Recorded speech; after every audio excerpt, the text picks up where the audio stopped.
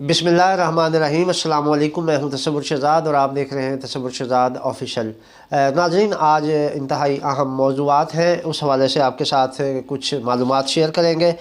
سب سے پہلے تو آرمی چیف سے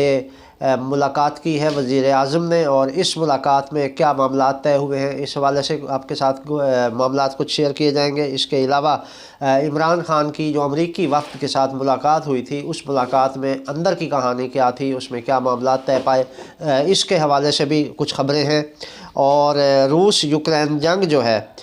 وہ کس مرحلے میں داخل ہو چکی ہے، اس پر گفتگو کی جائے گی۔ اور ایران نے اپنے ڈرون ٹیکنالوجی کو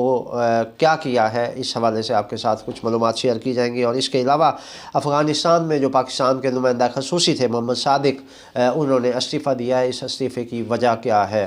اس پر آپ کے ساتھ گفتگو کی جائے گی۔ اگر آپ نے ہمارا چینل سبسکرائب نہیں کیا تو سبسکرائب کر دیجئے، بیل آئیکن کا بٹن دبا دیجئے اور کمنٹ سیکشن میں اپنی رائے سے ہمیں ضرور آگاہ کیجئے گا۔ ناظرین، عدالت کے فیصلے کے بعد الیکشن کے حوالے سے تیاریاں جو ہیں وہ مختلف جماعتوں کی جانب سے شروع ہو گئی ہیں۔ پاکستان تحریک انصاف نے کل سے باقاعدہ جو ہے اس کی انتخابی مہم شروع کرنے کا اعلان کیا ہے، اور جہاں تحریک انصاف الیکشن کے لیے تیاریاں شروع کر رہی ہے، وہیں حکومت بھی تیاریاں کر رہی ہے، لیکن حکومت الیکشن کی تیاریاں نہیں کر رہی بلکہ الیکشن سے فرار کی تیاریاں کر رہی ہے۔ اور اس حوالے سے وزیر اعظم میاں محمد شہباز شریف نے army chief general Asim Munir سے ملاقات کی ہے، اور اس ملاقات میں انہوں نے کہا ہے، ذرائع نے یہ دعویٰ کیا ہے کہ وزیر اعظم نے یہ تقاضا کیا ہے کہ کسی نہ کسی طرح یہ الیکشن ڈیلے کر دیے جائیں، اور انہوں نے آرمی چیف سے اس حوالے سے کہا ہے کہ وہ کوئی ایسی صورتحال پیدا کریں، کوئی ایسی تجویز دیں کہ جس سے یہ الیکشن التوا کا شکار ہو جائیں۔ لیکن ذرائع یہ کہتے ہیں کہ آرمی چیف نے صاف انکار کر دیا ہے، اور انہوں نے وزیر اعظم کو یہ تجویز دی ہے کہ آپ الیکشن ڈیلے کرنے کی بجائے الیکشن کا انعقاد کروائیں تاکہ ملک جو ہے وہ بحرانوں سے نکل سکے۔ ناظرین، اگر الیکشن کی بات ہوتی ہے تو کے پی کے اور پنجاب میں الیکشن کے لیے 25 ارب کی ضرورت ہے، اور 25 ارب روپے اگر حکومت کے پاس ہیں تو پھر یہ الیکشن ہوں گے۔ اور کہا جا رہا ہے، ہمارے ذرائع نے یہ کہا ہے کہ الیکشن کمیشن کے پاس رقم موجود ہے، لیکن حکومت اس سے راہ فرار اختیار کرنے کی کوشش کر رہی ہے، اور حکومت مختلف بہانے ڈھونڈ رہی ہے کہ کوئی ایسا مرحلہ آ جائے، کوئی ایسا وقوع ہو جائے، کوئی ایسا راستہ نکل آئے کہ جس سے الیکشن التوا کا شکار ہو جائے۔ تو اس کے لیے جہاں پی ٹی آئی الیکشن کی تیاریوں کے لیے انتخابی مہم چلانے کے لیے اپنی تیاری کر رہی ہے، وہیں وزیر اعظم صاحب اس الیکشن سے راہ فرار کے لیے تیاریاں کر رہے ہیں، اور ان کی کوششیں اور ان کی میٹنگیں، ان کے اجلاس اور ان کے سارے مشورے اسی موضوع پہ ہیں کہ الیکشن کیسے رکوائے جا سکے۔ اس حوالے سے معاشی جو ہے وہ ایمرجنسی کے حوالے سے بھی گفتگو ہو رہی ہے۔ اب دیکھنا یہ ہے کہ اس میں حکومت کامیاب ہوتی ہے یا نہیں۔ اگر ہم دیکھیں ناظرین تو چیف جسٹس اور آرمی چیف دونوں اس وقت نیوٹرل ہیں، اور دونوں ریاست کی بات کر رہے ہیں۔ دونوں کا یہ کہنا ہے کہ ہمارے لیے ترجیح ہماری ریاست ہے، ان کے لیے کوئی سیاسی جماعت، کوئی سیاسی رہنما اہمیت نہیں رکھتا، ان کے لیے اگر کوئی چیز اہم ہے تو وہ صرف اور صرف ریاست ہے۔ اور اس حوالے سے ان کی کوشش ہے کہ فوج اور عدلیہ یہ چاہتی ہے کہ انتخابات ہو جائیں اور عوام کی منتخب کردہ حکومت اقتدار میں آ جائے۔ ناظرین، جنرل آرمی چیف جو ہمارے ہیں جنرل عاصم منیر، ان کی ایک اور خوبی بھی ہے کہ یہ جو جنرل باجوہ نے فوج میں ایسے اقدامات کیے تھے جس کی وجہ سے فوج بدنام ہوئی اور فوج کی ساکھ متاثر ہوئی، جنرل عاصم منیر ان تمام اقدامات کی مخالفت کر رہے ہیں، اور مرحلہ وار ان تمام پالیسیوں کو ختم کر رہے ہیں جن کی وجہ سے فوج کی ساکھ متاثر ہو رہی تھی۔ تو اس حوالے سے کہا جا سکتا ہے کہ جنرل باجوہ کی بنائی ہوئی جو پالیسیاں تھیں وہ فوج میں تبدیل ہو رہی ہیں ریاست کے حق میں، اور یہ ایک ایسا اقدام ہے موجودہ آرمی چیف کا کہ وہ فوج کو دوبارہ اس کا وہی معیار، وہی سٹیٹس اور وہی محبت دلوانا چاہتے ہیں جو عوام کی نظروں میں فوج کی تھی۔ ناظرین، اگر آپ دیکھیں تو فوج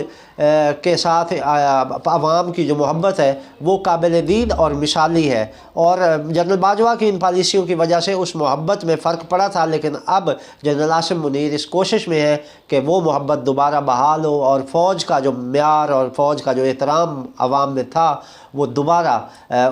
فوج کو مل سکے۔ تو اس حوالے سے جنرل عاصم منیر کو کافی کامیابیاں بھی مل رہی ہیں، اور وہ مرحلہ وار اس اپنی پالیسی پر عمل پیرا ہے۔ दूसरा नाज़रीन आपको ये बताते चलें कि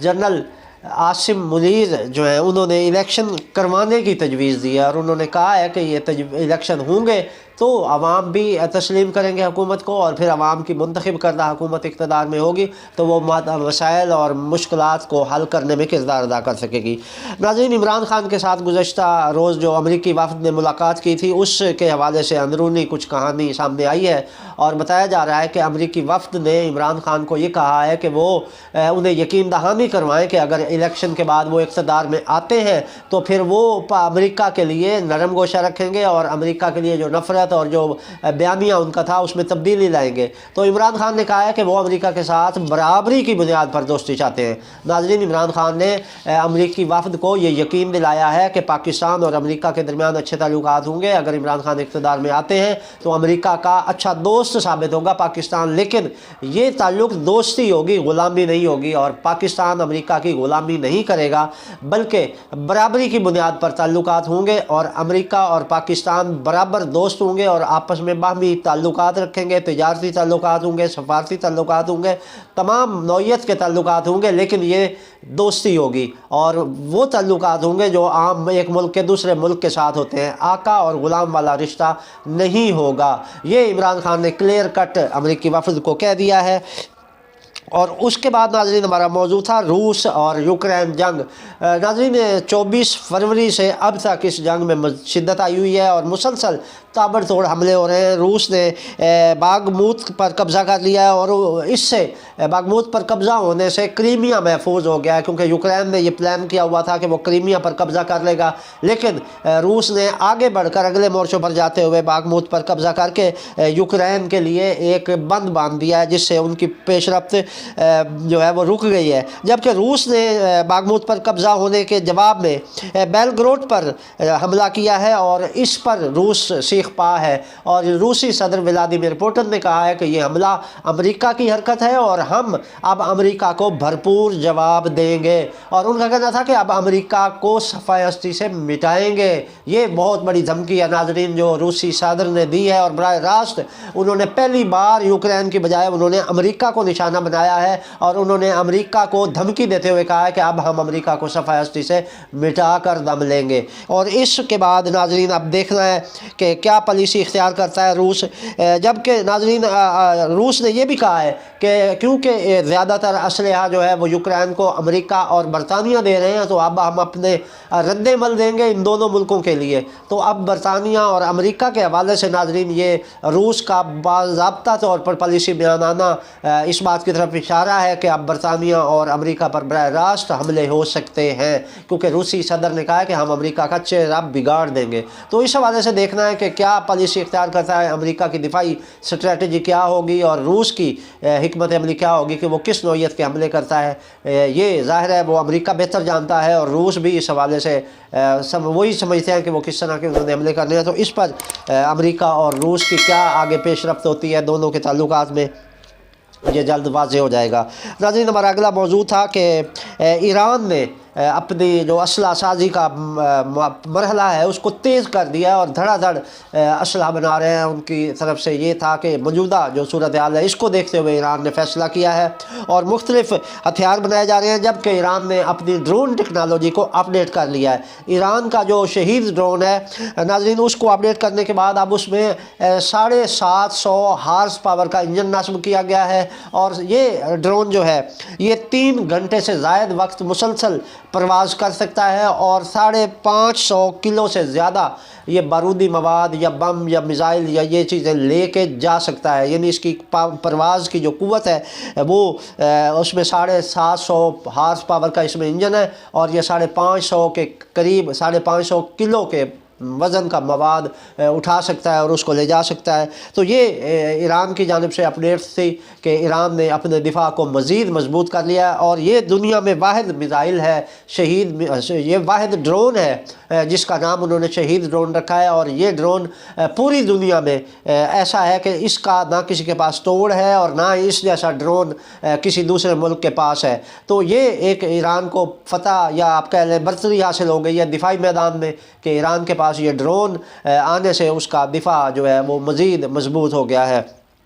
अब नाज़रीन बात करें जो इंडिया की, तो इंडिया में नाज़रीन G20 ममालिक का जो इजलास हुआ है और उसमें मोदी ने भी खिताब किया है। मोदी के खिताब का जो मेन पॉइंट था वो दहशतगर्दी था, इसके अलावा ग्लोबल वार्मिंग था और उन्होंने जो आलूदगी के हवाले से गुफ्तगू था। इसके साथ साथ उन्होंने नाज़रीन आपको पता है कि जब भी वो दहशतगर्दी की बात करते हैं तो उसमें पाकिस्तान को ज़रूर हदफ तनकीद बनाते हैं। तो उन्होंने ढके छुपे अंदाज में इस हवाले से भी पाकिस्तान के पर तनकीद की और उन्होंने एक और बड़ी खौफनाक बात की और वो ये थी कि नाज़रीन